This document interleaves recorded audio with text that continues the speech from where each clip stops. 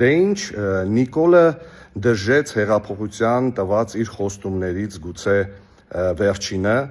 այն է երբեք չկեղծել ընտրությունները։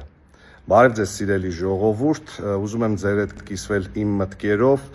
եւ որոշակի ամփոփումներ տալ։ Ինչ տեղի ունեցավ։ Կարճ ասած Նիկոլը ընտրությունները կեղծեց։ Նիկոլը գողացավ հայ ժողովրդի քվեները։ Եվ դրանով հանդերձ այսօրվա օրով Նիկոլը ունի լեգիտիմության խնդիր, այսինքն չունի բավարար հավաքած այնքան ձայն, որով կարողանա սահմանադրական մեծամասնություն ձևավորել եւ սահմանադրության հետ կապված գործողություններ կատարել։ Բայց եկեք մի հատ սկզբից գանք, ինչ տեղի ունեցավ այս ընթացքում։ Նախընտրական տեռոր, խայտարակ արտաքին միջամտություն դրսից այլ պետությունների առաջին դեմքերի անմիջական մասնակցությամբ, ուժայինների ոչ ադեկվատ պահվածք, ձերբակալություններ, կալանավորումներ, երկակի ստանդարտներով առաջնորդում, այսինքն այն ինչ կարելի էր իշխանության ներկայացուցիչներին, ոչ միայն կտրուկ արգելված էր փաստորեն ընդդիմությանը, այլ նաև նրանք դրա համար կալանավորվում ու ձերբակալվում էին։ Վերջի 1 տարվա ընթացքում մենք տեսել ենք այնպիսի էմոցիոնալ ֆոնի ձևավորում, որը միտված էր հայ ժողովրդի հոգևոր մշակութային ողնաշարը կոտրելուն, եկեղեցու հետ կապված դեպքերը, կալանավորված ու ձերբակալված սրբազանները, ընդդիմադիրների բազմաթիվ կալանավորված ու ձերբակալված ներկայացուցիչներ, մի խոսքով Նիկոլ Փաշինյանը ինչ ուզում անում էր եւ այսպես ասած Հայաստանում դրել է վերջնականապես բռնատիրական ռեժիմ մտցնելու օրակարգ,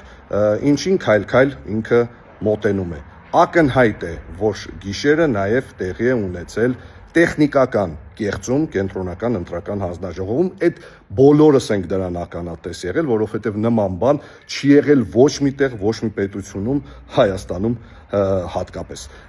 Ամեն մի վատ բանի հետ մեկտեղ նման բան երբեք տեղի չէր ունեցել։ Մի խոսքով, Նիկոլը կեղծեց ընտրությունները։ Ընդդիմության հավաքած ձայները այս ամեն ինչում ավելին քան լավ ցուցանիշ է, շատ լավ ցուցանիշ է։ Ապրեն բոլոր այն մարդիկ, ովքեր գնացել են ընտրատեղամասեր, ապրեն բոլոր այն մարդիկ, ովքեր համաձայն չեն եղել, որ իրենք պարտվեն վարչական ռեսուրսին։ Իսկ ակնհայտ է, որ ընտրություններում Նիկոլի նույնիսկ այս իր համար կատաստրոֆիկ թվերը նա կարողացել է գրանցել միայն ընտրությունները կեղծելով եւ միայն վարչական ռեսուրսի հաշվին։ Ընդդիմությունը իհարկե նման բաների հնարավորություն չի ունեցել։ Ըստ այդմ մենք պետք է նաև հասկանանք, թե հիմա ինչ է կատարվում։ Փաստ է, որ գոյություն ունի ճգնաժամ։ Փաստ է, որ գոյություն ունի ճգնաժամ թե հոգեբանական, թե իրավական, որովհետև Նիկոլ Փաշինյանը օգտագործելով իր բոլոր ռեսուրսները նկարել է այն, ինչ որ ուզեցել է ու ստացվել է ուղղակի այն, ինչ որ ստացվել է, որովհետև դրան հիմնականում ընդդիմացել են այն մարդիկ, ովքեր գնացել են ու ձայն են տվել ընդդիմությանը, ապրեք ժողովուրդ ջան։ Հիմա մի քանի խոսք ընդդիմության մասին։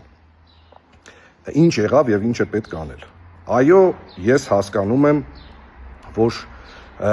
դուք անհավասար պայմաններում եք մասնակցել ընտրություններին։ Այո, ես ֆիքսում եմ, որ դուք շատ լավ ռեզուլտատ եք գրանցել նույնիսկ այդ պայմաններում։ Բայց հիմա գալիս է հարցը կանգնում է նրան մանդատները վերցնել թե չվերցնել։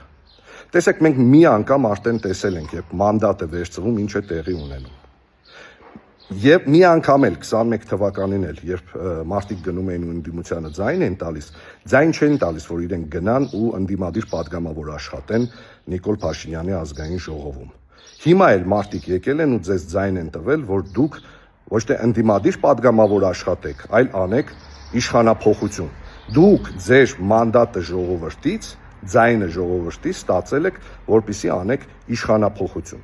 Եթե դուք վերցնում եք մանդատները, դա նշանակում է, որ դուք լեգիտիմացնում եք Նիկոլի կեղծած ընտրությունները։ Ոնց ուզում եք դա անվանեք՝ տեխնիկական, չտեխնիկական, նախընտրական, ընտրություններից առաջ, ընտրություններից հետո, ընտրությունների գիշերը, դրսից ուղղորդված եւ այլն, կապ չունի։